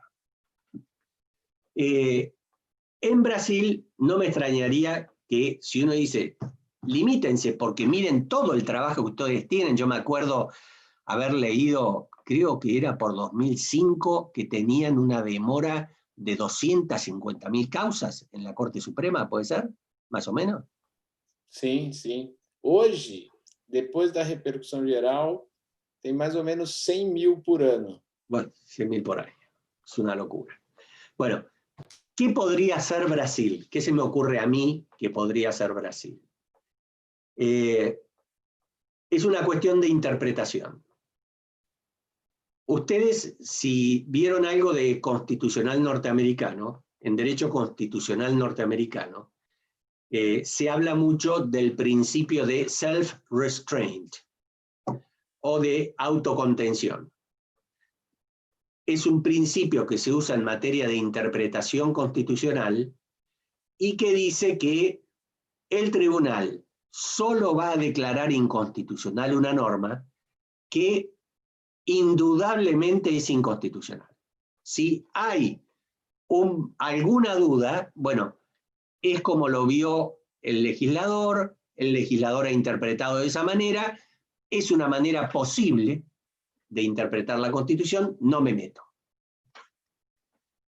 La Corte brasilera podría hacer algo semejante y decir, a partir de hoy, solo voy a entrar en las cuestiones de derecho común, civil, comercial, laboral, penal, en aquellos casos, pongámosle, que la sentencia sea arbitraria e imposible de ver como derivación razonada del derecho vigente. Esta es una frase que usa la Corte Argentina para los casos de arbitrariedad. La sentencia no es derivación razonada del derecho vigente conforme a las circunstancias de la causa. Esa es toda la fórmula. Si la Corte brasilera se tomara en serio el exceso de trabajo, y le preocupara en serio el exceso de trabajo, ya tendría que haberse puesto de acuerdo algún método para manejarlo. Alguno. Quizás, no me acuerdo si ustedes tienen alguna norma que le permita a la Corte rechazar recursos sin fundamentar por qué lo rechazan. Okay. En Argentina existe esa norma, pero la usan mal. ¿Por qué? Porque si la usan bien, se sacan de encima un montón de trabajo. ¿Y qué pasa? Que la Corte Argentina son 5 jueces, pero abajo de los 5 jueces, los asistentes de los jueces, son más de 250. Con lo cual, si achican mucho la cantidad de trabajo, esa gente se queda sin trabajo. Entonces tenés el problema de la burocracia que te juega en contra.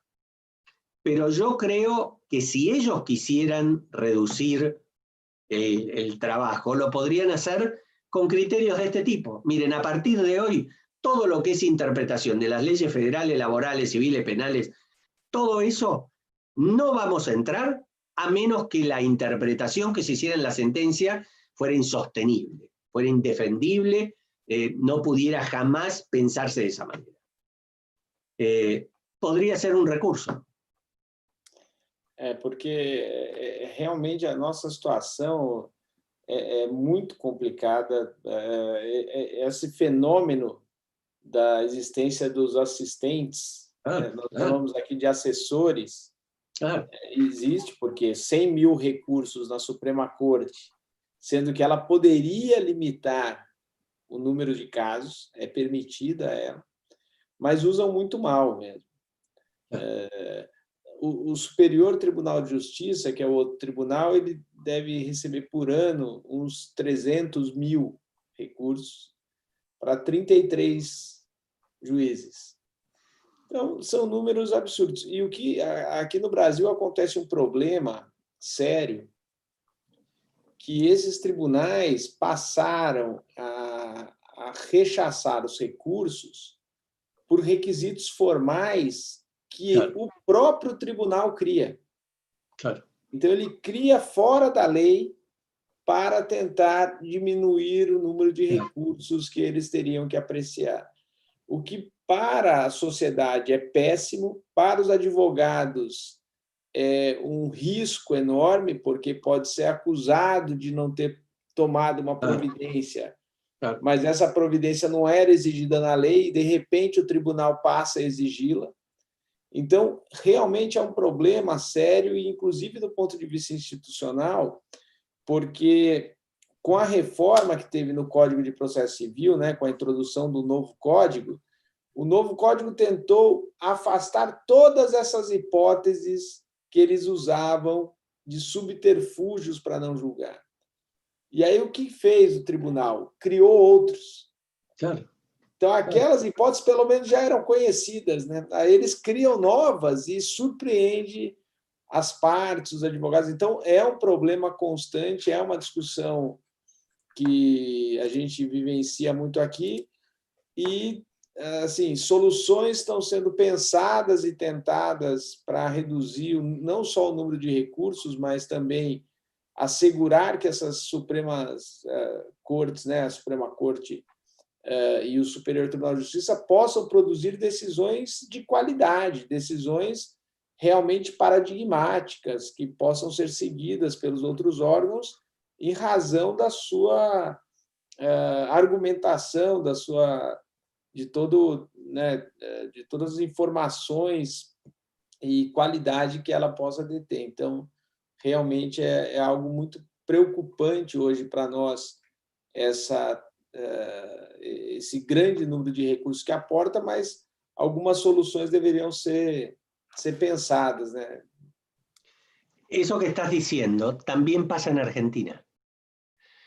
En Argentina la jurisprudencia fue creando ciertos requisitos formales jurisprudencialmente. En 2007, la Corte dictó un reglamento donde incorporó todos esos requisitos jurisprudenciales como si fueran normas.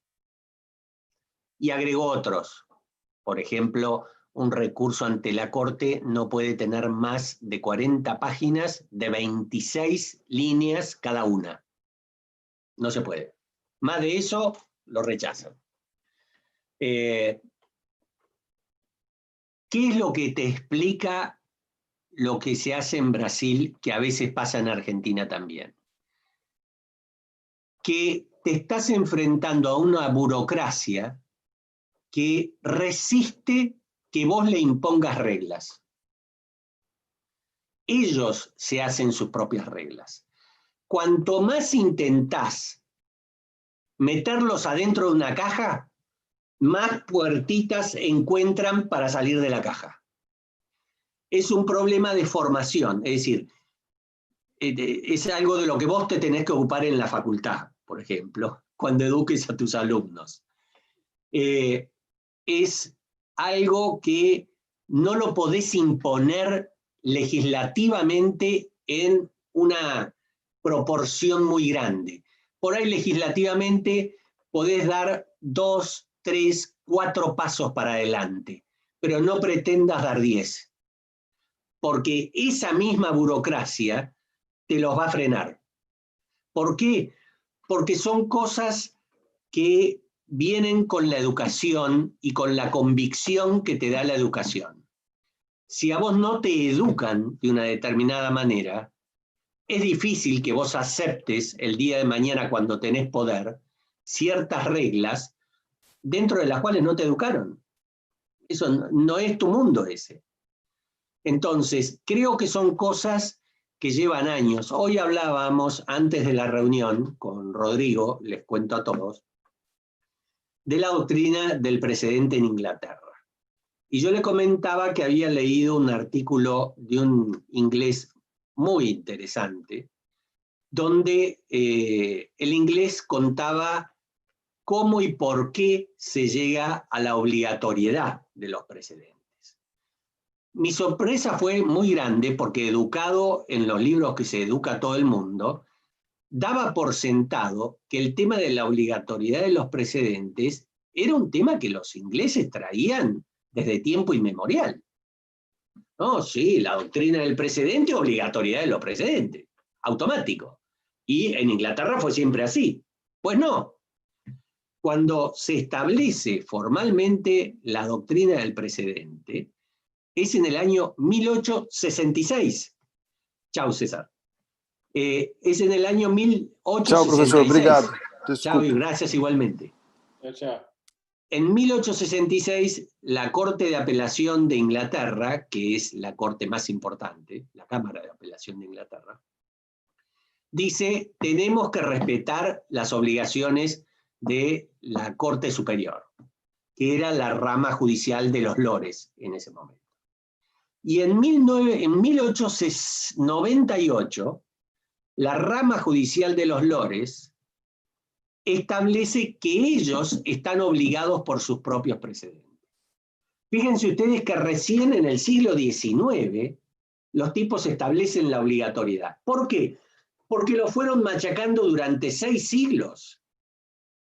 Ustedes leen sentencias inglesas de, qué sé yo, 1600, principios de 1700, cuando no quieren aceptar un precedente de otro tribunal. Y dicen cosas muy parecidas a las que uno puede leer, por ejemplo, en Argentina hoy, de por qué no hay que aceptar la obligatoriedad de los precedentes. Y fundamentalmente porque está equivocado, decían los tipos. Sí, así cualquiera. Bueno, era lo que decían los ingleses. Poco a poco fue cambiando el sistema, fue educando, fue habiendo más trabajo, se empezaron a difundir las colecciones de jurisprudencia, vino la escritura, Gutenberg, la imprenta, todas esas cosas fueron avanzando. No se recopilaban, por ejemplo, las sentencias de los jueces. Se recopilaban algunos párrafos de las sentencias de los jueces que le servían a los abogados para entrenar a sus abogados jóvenes en el arte de argumentar. Y eso encima se escribía en francés jurídico. Ustedes leen sentencias antiguas y tienen expresiones en francés. Claro, como el escudo inglés tiene una expresión, la expresión, el lema del escudo inglés está en francés. No en vano lo tuvieron tanto tiempo ahí a los franceses.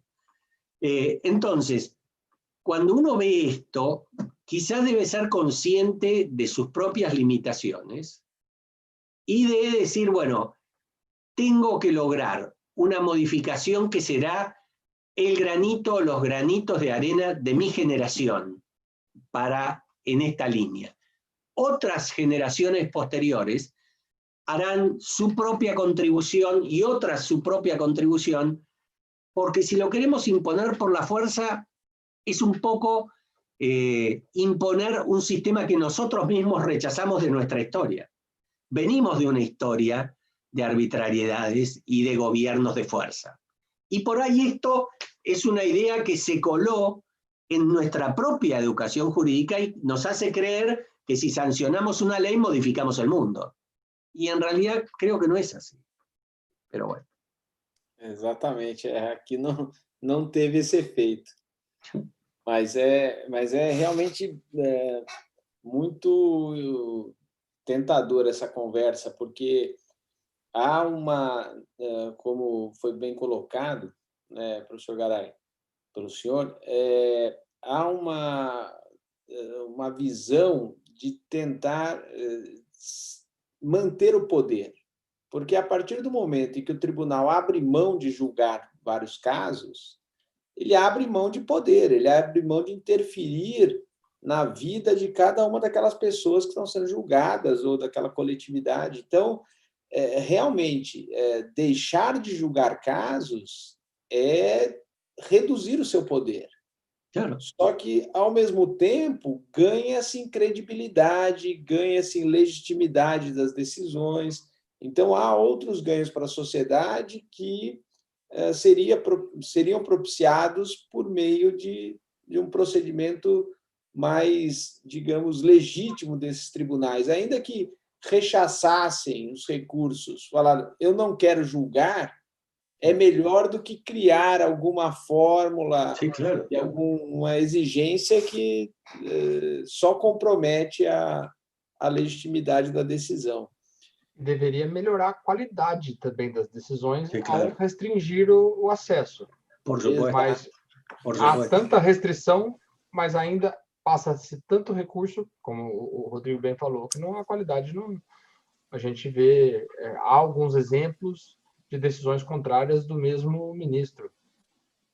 Então, Sim, claro. Que, na verdade, é de dois assessores do mesmo ministro, né? ainda que seja, mas ainda se encontra esse tipo de paradoxo na corte. Exatamente. Poderia fazer uma pergunta?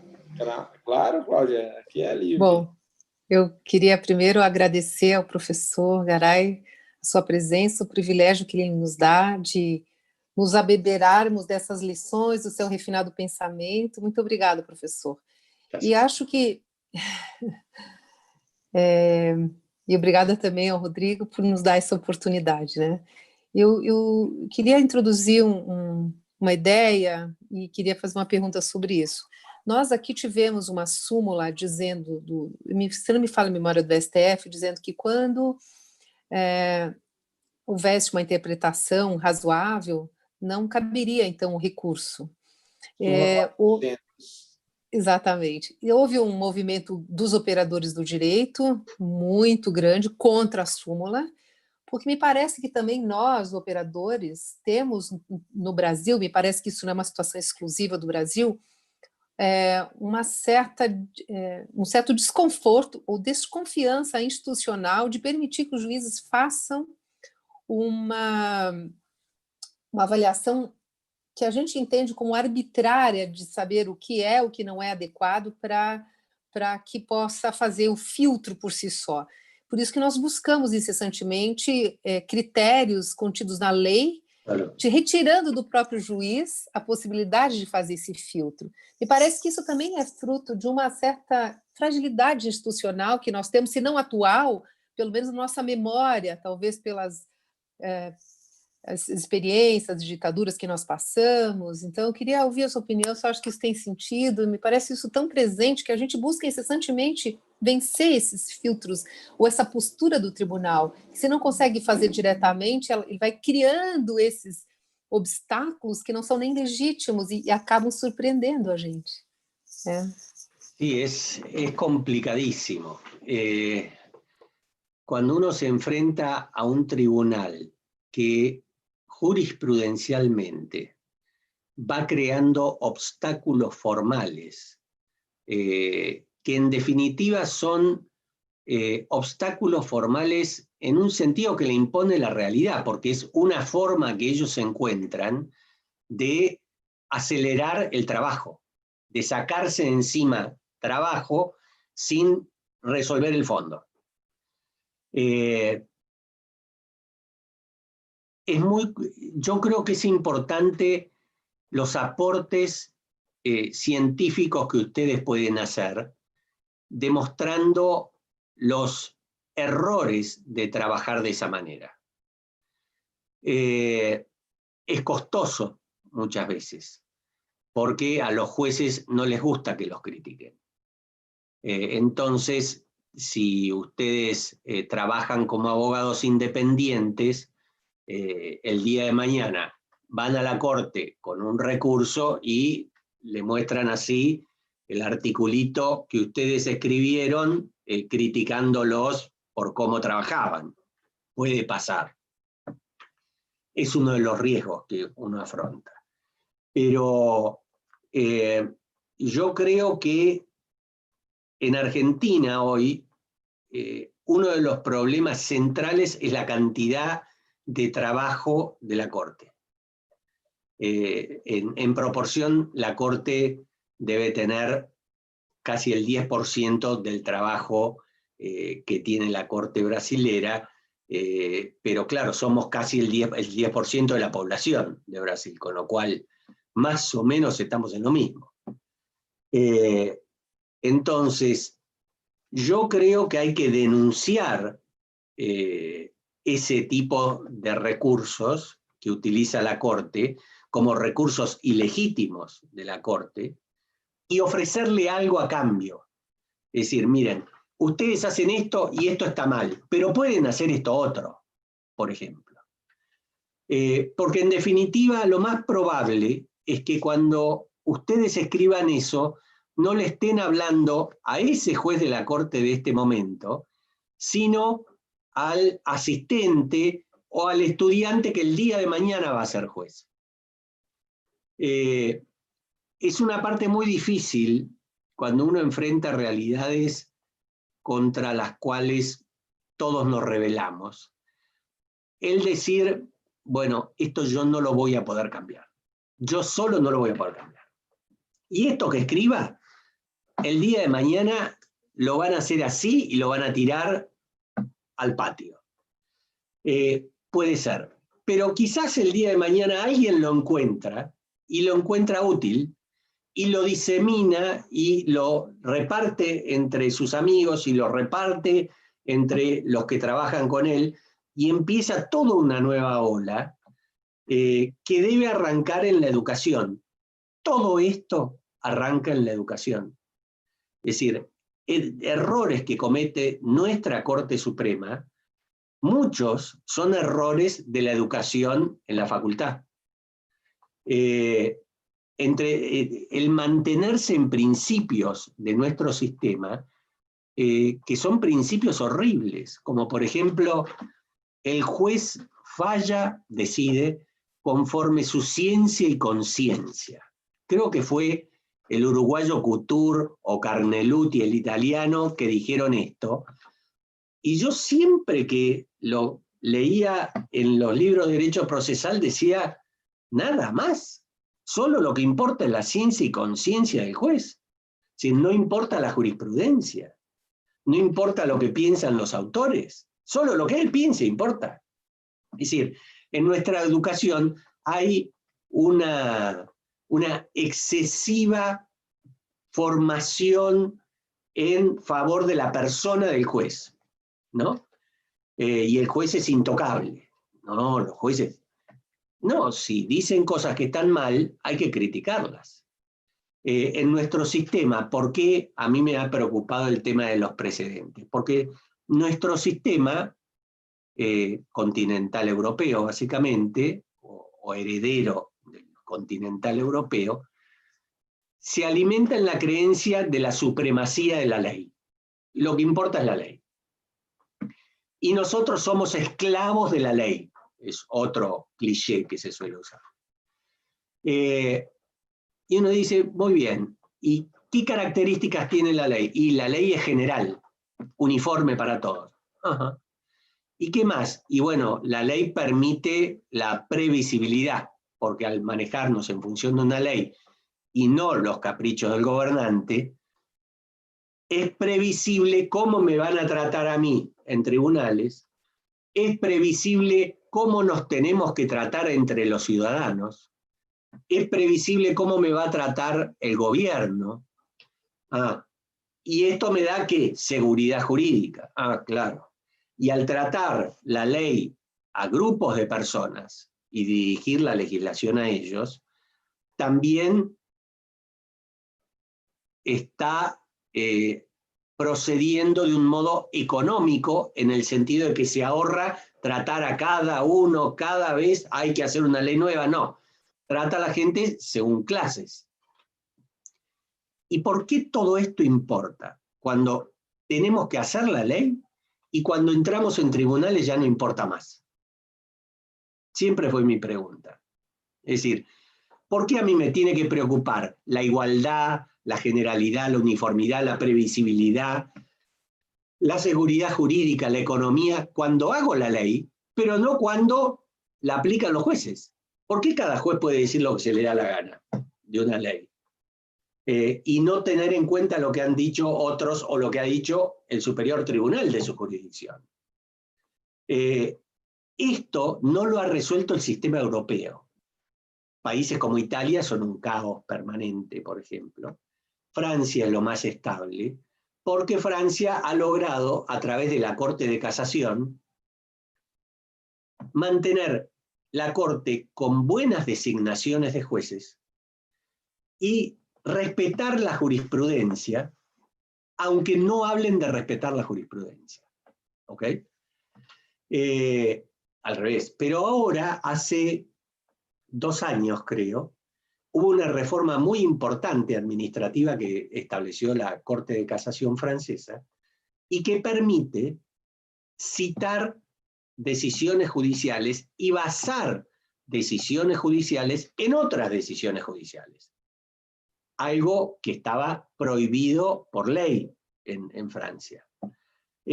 Ahora, las sentencias de la Corte de Casación hacen un relato de los hechos de la causa. Ustedes saben que la sentencia de la Corte de Casación no tenía relato de hechos. Eran 1 página y media la sentencia de la Corte de Casación. Eran nada más que conclusiones.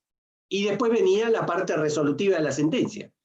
Pero ¿cuál era el caso? ¿Cómo eran los hechos? No, eso en la sentencia no estaba. ¿Cómo no está? No, no estaba. ¿Y dónde está? Y no, la sentencia se la dan al profesor Barioni, que es un profesor muy importante, y Barioni lo comenta en el Recuéldalos, por ejemplo. Entonces ahí nos enteramos de los hechos del caso. ¿Pero por qué me tengo que enterar por Barioni de los hechos del caso? Yo quiero que la Corte me diga cuáles son los hechos del caso, porque cuando me dice cuáles son los hechos del caso, me está armando el caso, porque no va a relatar todos los hechos, va a relatar los que le parecen importantes. Y no me interesa lo que le pareció importantes a Barioni, o lo que Barioni dice que son importantes. No, quiero que la Corte me lo diga. Bueno, ahora lo reformaron eso. Es decir, de a poco el sistema continental europeo está empezando a tomar cosas del sistema anglosajón que son un avance en lo que hace al estudio del derecho judicial, entendiendo por derecho judicial el estudio de las decisiones, las sentencias de los jueces. Son un avance porque nosotros en nuestro sistema no se han estudiado las sentencias judiciales en su estructura, en su metodología, como sí lo han hecho los ingleses y los anglosajones en general. Entonces, miremos lo que nos sirva de esto y empecemos a usarlo. Pero volviendo a la pregunta, yo creo que la única forma de pelear contra eso es escribiendo y criticando eso y proponiendo alternativamente otras cosas. Y asumir el riesgo de la venganza. Y puede pasar. Y sí, puede pasar. Bom, Muito obrigada. o papel dos professores é esse também, né? Ter coragem para escrever e criticar aqueles que precisam ser criticados, as decisões, o tribunal, enfim. Mas é o papel do professor, né? Não pode se esquivar dessa tarefa que às vezes pode ter repercussões negativas, mas faz parte, né? Tem que fazer parte. Claro. Mais alguma pergunta?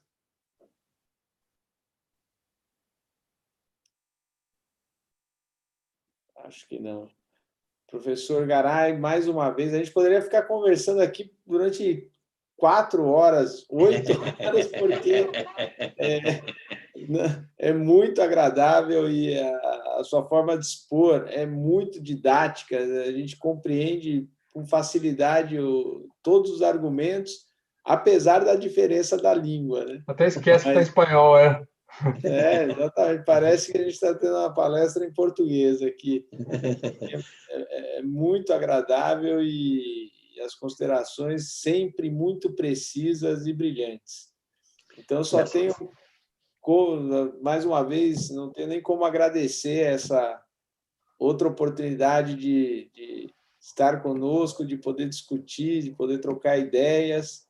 E faço aqui mais uma vez, como eu sempre faço, todas as vezes que eu falo sobre esse tema dos precedentes, eu faço questão de frisar o seu livro como uma referência fundamental para quem quer estudar precedente no país de civil law. É um livro brilhante mesmo e claro, didático, como é a sua palestra. Então, só tenho a agradecer mais uma vez essa oportunidade e espero que no ano que vem possamos estar juntos presencialmente para outro evento aqui sobre precedentes. Bueno, muchas gracias a ustedes, Rodrigo, a los que están y a los que se fueron, por la paciencia. Espero haber hablado claramente. Trato de hablar articuladamente, no muy rápido, para que se entienda. Y bueno, habrá que traducir el libro al portugués, Rodrigo. Hay que traducir el libro. Vamos fazer isso. Esse é um projeto bom. Esse é um projeto bom porque isso é fundamental. Eu acho que uma edição em português desse livro seria muito, muito produtiva, porque para que as pessoas comecem a compreender os precedentes a partir do exame dos casos, a explicação a partir do estudo das decisões. Não é um livro simplesmente teórico, com colocações vagas, gerais, mas sim a partir de casos. Então, é muito interessante. Acho que é uma leitura obrigatória para quem quer estudar em nível de pós-graduação ou fazendo mestrado, doutorado, precisa ler. É um livro obrigatório para quem deseja estudar precedentes. Christian, você ia falar mais alguma coisa? Você está no mudo, Christian. Desculpa, falei, vamos traduzir. Vamos hacerlo. Traducción. No, ¿saben qué se puede hacer? Se le puede agregar a los casos argentinos que yo comento, por ahí ustedes les pueden agregar casos de la Corte Suprema brasilera que sean semejantes. Sí. Y hacerlo en paralelo comparado. Sí. No sé, es una idea. Sim, muito bueno. Muito interessante. Eu não sei se a gente vai conseguir localizar casos tão perfeitos ali, porque os casos foram selecionados assim a dedo, como nós dizemos em português. Mas eu acho que ficaria muito interessante pegar casos, ainda que não sejam exatamente iguais, mas que possam ter alguma referência para que as pessoas possam compreender um pouco, né, a redação. Mas como as culturas são muito parecidas, acho que seria fantástico. Mas isso nós vamos voltar a conversar, então, hein, professor Garay? Mas muito obrigado a todos aqueles que nos acompanharam aqui. Esse evento está sendo transmitido também pelo YouTube. Então, aqueles que nos acompanharam pelo YouTube. Então, muito obrigado a todos. Boa noite, professor Garay. Sempre muitíssimo obrigado. Gracias a ustedes. Chao, hasta luego. Tchau, tchau. Tchau, tchau. Obrigada. Chao, hasta luego.